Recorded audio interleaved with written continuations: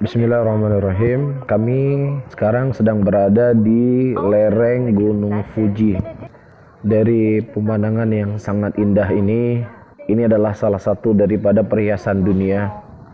Namun Allah Subhanahu wa taala tidaklah menginginkan dunia yang begitu indah ini untuk kita tinggal selama-lamanya di sini.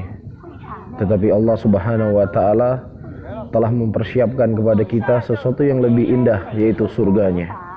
A'unabbi'ukum bi khairin min dzalikum lilladzina taqaw inda rabbihim.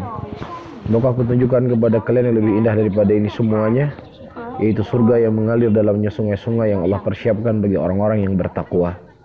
Jadi ketika kita melihat keindahan yang begitu indah dari ciptaan Allah, seharusnya seorang muslim, seorang muslimah semakin memotivasi dirinya untuk semakin menjaga diri, melakukan ketaatan kepada Allah dan menjauhi larangan Allah, agar dia bisa mendapatkan sesuatu kenikmatan yang lebih abadi, kenikmatan yang lebih nikmat yang tidak bisa difikirkan dengan akal dan tidak pernah terlihat oleh mata. Ya, seindah apapun dunia ini tidak ada sebanding dengan keindahan yang ada di dalam surganya Allah Subhanahu wa taala.